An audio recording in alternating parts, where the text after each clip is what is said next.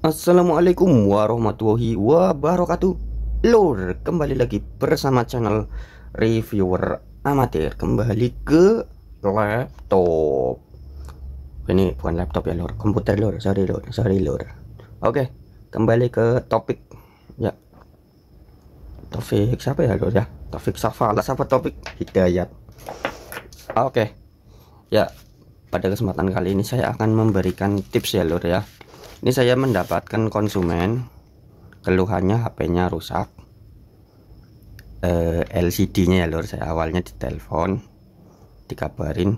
Nah, ini saya dapat servisan suruh masang LCD lur. Setelah saya datengin, ternyata LCD-nya itu ini lur, sudah ada LCD baru dan LCD lamanya pun sudah dilepas ya lur ya. Nah, ini LCD-nya pun beli secara online. Nah, saya pikir LCD-nya itu pecah, tinggal pasang saja gitu loh. Setelah saya lihat HP-nya, ternyata itu apa ya? Ini HP-nya itu LCD yang lama udah dilepas, diganti sama yang baru, tapi dinyalakan tetap nggak muncul. Memang sih kalau di pencet on off dia itu ngeter, tapi LCD nggak nampil ya. Yang pertama-tama kita beli LCD online ya, itu sangat beresiko lur. Resikonya sendiri bisa dari LCD-nya atau mungkin dari HP-nya. Satu, misal kita beli LCD secara online, penyakitnya kita udah jelas mengetahui bahwasanya LCD itu pecah atau remuk ya lur. Kita pasangkan LCD-nya yang kita beli online, bisa saja langsung terpasang, langsung jadi ya lur, berarti rezekinya bagus. Tapi bisa juga LCD yang dikirim dari sananya udah rusak, karena LCD kan di penjual itu nggak dicoba ya, bisa juga dari sananya udah rusak.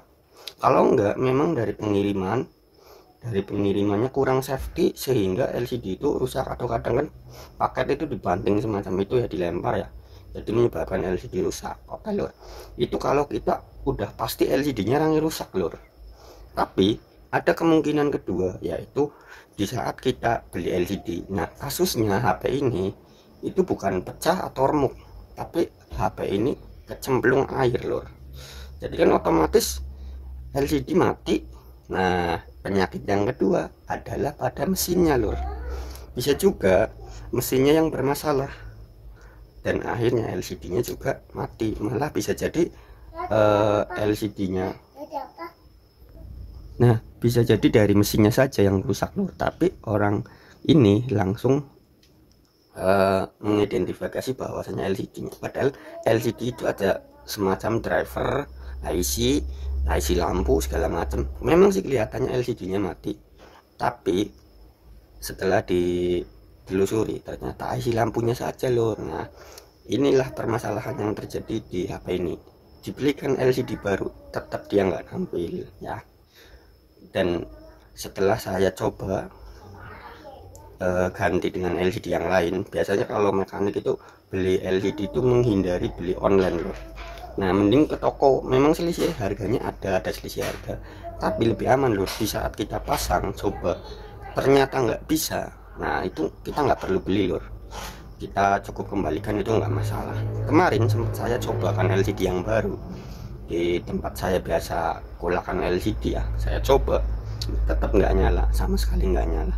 Dan waktu saya teskan ya, warnanya hitam. Biasanya kalau LCD-nya yang blank itu ada semacam cahaya putih sedikit lah, lampunya masih nyala. Nah, sama sekali nggak nyala. Berarti identifikasinya yaitu pada bagian mesin, atau kemungkinan besar itu pada driver lampunya loh. Jadi buat para pemula, memang sih beli online itu lebih murah, tapi yang namanya servis HP itu pasti kan ada ilmunya lor. Jadi namanya tukang servis itu nggak mungkin sekonyong-konyong ganti ini ganti itu, ganti ini ganti itu, nggak. Tapi diselidiki dulu mana yang rusak. Nah, misalnya ini IC-nya, kita bilang ke konsumen, ini IC-nya pak atau bu, nah gimana mau tetap di servis. Dan ini juga kemungkinan LCD-nya kena, jadi ongkosnya sekian sekian sekian. Misal si konsumen bilang, wah pak ini terlalu mahal, nggak jadi ya, oh ya nggak masalah. Tapi kalau si konsumen itu hanya bermodalkan nekat beli LCD, wah LCD-nya mati ini beli, nah, ternyata dipasang nggak jadi loh. Bukannya malah mau untung, tapi malah boncos. Bisa jadi LCD-nya yang dikirim ini rusak, otomatis kan harus beli LCD lagi lur.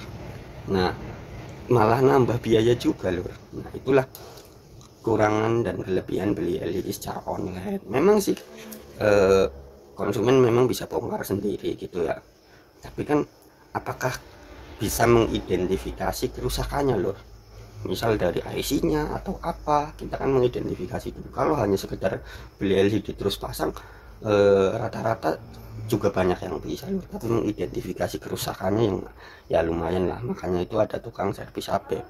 Dan pasang LCD pun menggunakan lem T7000 ini nggak semudah kita tinggal pasang pasang gitu ya lur ya. Kadang juga kita mengalami keeroran. Tidak jarang juga para servis HP itu saat LCD sudah dilem, pertama udah dicoba normal loh, begitu dilem entah lemnya kebanyakan atau gimana ya, atau mungkin LCD-nya kurang bagus, saat dipasang itu sering timbul blank, atau mungkin penekanannya yang kita terlalu menekan akhirnya timbullah blank.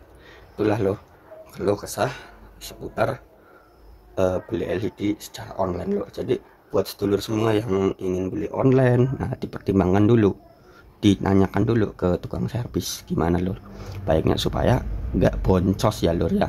Otomatis bukannya malah tambah hemat, tapi malah tambah banyak pengeluaran.